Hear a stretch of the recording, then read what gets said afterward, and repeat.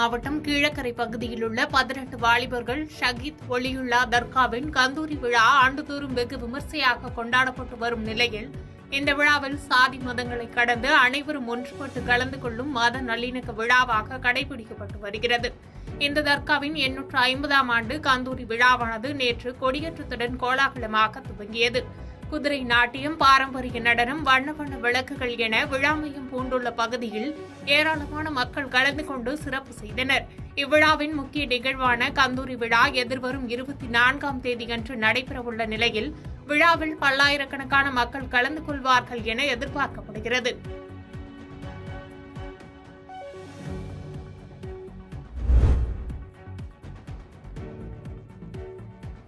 நீலகிரி மாவட்டம் கூடலூர் தேவன் எஸ்டேட் பகுதியில் காலில் காயத்துடன் தேயிலை தோட்டத்தில் முகாமிட்டிருந்த சிறுத்தை நேற்று காலை வனத்துறையினர் வைத்த கூண்டில் சிக்கிய நிலையில் கால்நடை மருத்துவர்கள் மூலம் சிகிச்சை வழங்கப்பட்ட பின்பு முதுமலை புலிகள் காப்பக வெளிமண்டல வனப்பகுதியான காங்கிரஸ் மட்டம் பகுதியில் வனத்துறையினர் சிறுத்தையை கூண்டிலிருந்து விடுவித்தனர்.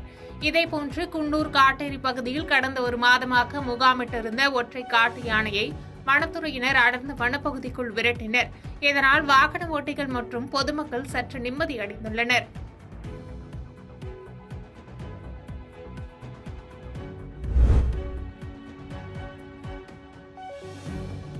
அரசு ஆரம்ப சுகாதார நிலையத்திற்கு மருத்துவ உபகரண பொருட்களை இலவசமாக வழங்கிய அறக்கட்டளை நிறுவனருக்கு பொதுமக்கள் மற்றும் சமூக ஆர்வலர்கள் பாராட்டு தெரிவித்து வருகின்றனர்.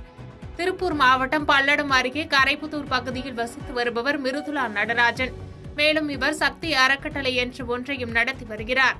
மேலும் இவரது 43வது பிறந்த நாளான நேற்று அருள்புரத்தில் உள்ள ஆரம்ப சுகாதார நிலையத்தில் ரூபாய் 30,000 மதிப்புள்ள 2 வீல் சேர்கள் மற்றும் 2 ஸ்ட்ரெச்சர்கள் ஆகிய மருத்துவ உபகரணங்களை ஆரம்ப சுகாதார நிலைய டாக்டர் சுடர்மதி அவர்களிடம் வழங்கினார். மேலும் இந்நிகழ்ச்சியில் முன்னாள் பல்லடம் சட்டமன்ற உறுப்பினர் கரைப்புத்தூர் நடராஜன் மற்றும் பொதுமக்கள் ஏராளமானோர் கலந்து கொண்டனர்.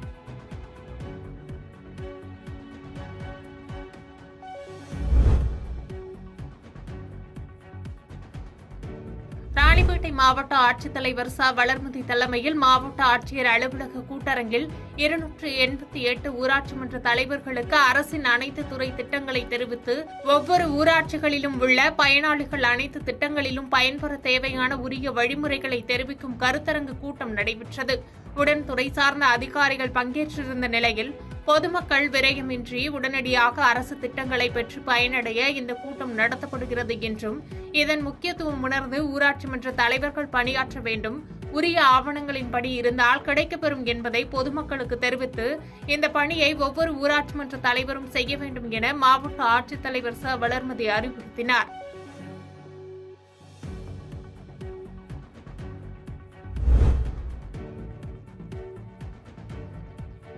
கடலூரில் தமிழ்நாடு தவ்ஹீத் ஜமாத் சார்பில் மஞ்சக்குப்பம் பகுதியில் பாலஸ்தீன் மீதான இஸ்ரேல் தாக்குதலை கண்டித்து கண்டன ஆர்ப்பாட்டம் நடைபெற்றது.